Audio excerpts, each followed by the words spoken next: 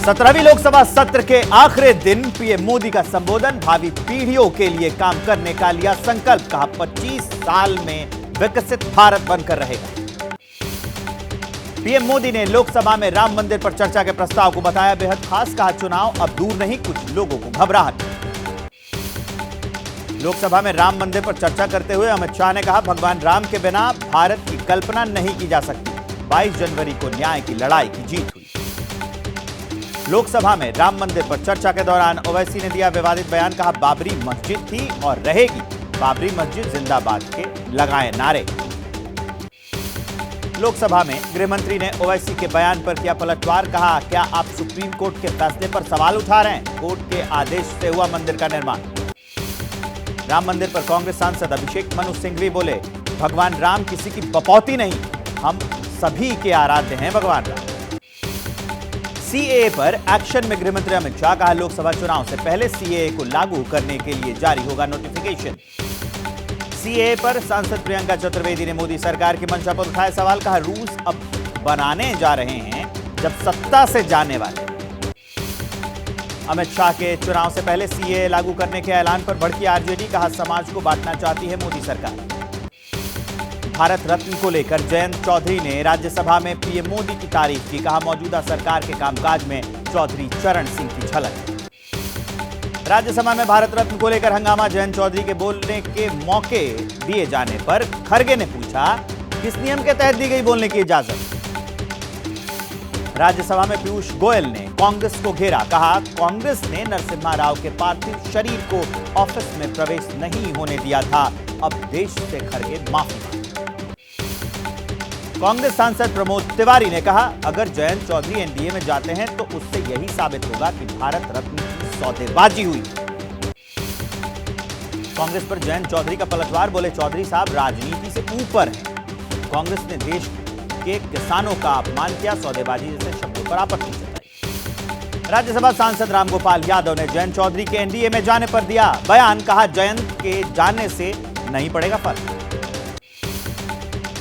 PM Modi ने गुजरात को दी विकास की सौगात। 1,30,000 घरों का उद्घाटन और भूमि पूजन। सरकारी आवास योजनाओं के तहत गरीबों को घर। मध्य प्रदेश के झाबुआ में पीएम मोदी की चुनावी रैली की तैयारी पूरी। कल आदिवासी रैली को करेंगे संबोधित, कई योजनाओं का करेंगे शिलान्यास। यूपी विधानसभा में बजट सत्र के आखिरी दिन सीएम योगी बोले अमृतकाल में राम राज्य का सपना हुआ साकार, 7 साल में हुआ 70 साल का काम। सीएम योगी का विपक्ष पर वार। कहा 2017 से पहले यूपी में भी होते थे दंगे, लगती था कर्फ्यू, आज यूपी को मिली नई पहचान। 12 फरवरी को बिहार में होने वाले फ्लोर टेस्ट पर आरजेडी का मंथन। तेजस्वी यादव ने विधायकों के साथ बैठा। फ्लोर टेस्ट से पहले विधायकों को संभालने की हलचल तेज है। 2 दिन के लिए तेजस्वी के घर पर रहेंगे आरजेडी और लेफ्ट के सभी एमएलए। आरजेडी विधायकों को तेजस्वी के घर में रखने पर जेडीयू ने साधा निशाना। कहा एमएलए को बंद रखने से साफ है कि महागठबंधन हार गया, एनडीए की जीत हुई। बिहार में फ्लोर टेस्ट से पहले विधायकों को एकजुट रखने की कवायद। मंत्री श्रवण कुमार के आवास पर जेडीयू विधायकों को भोज। आरजेडी ने किया जेडीयू में टूट का दावा। आज से 2 दिन तक बोधगया में रहेंगे बिहार बीजेपी के सभी विधायक। प्रशिक्षण शिविर का आयोजन किया गया है। पंजाब सरकार ने शुरू की घर घर राशन स्कीम।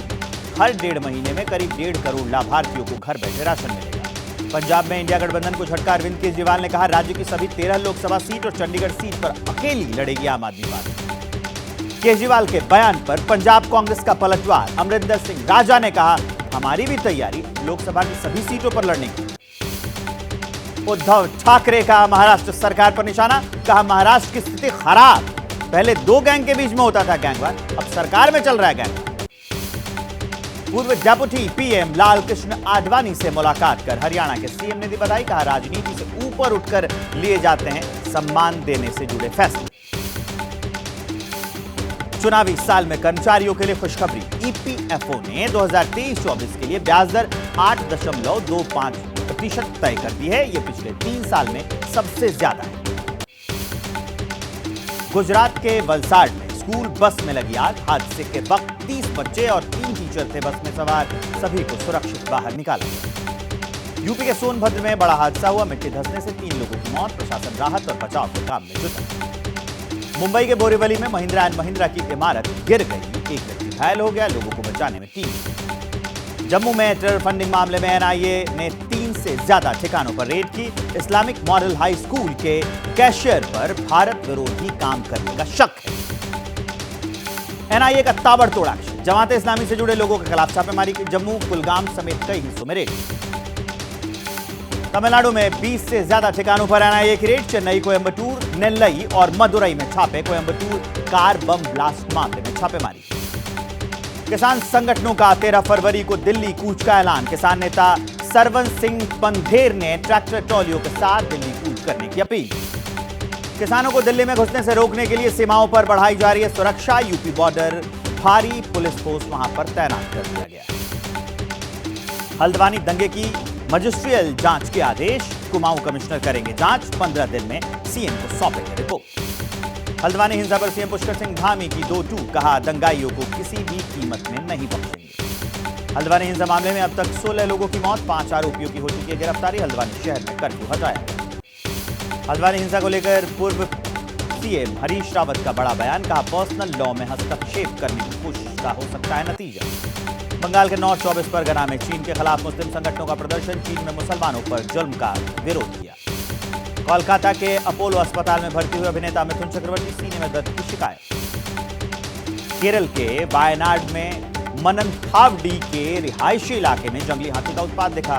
हाथी को रेस्क्यू करने के बाद लोगों ने प्रदर्शन किया।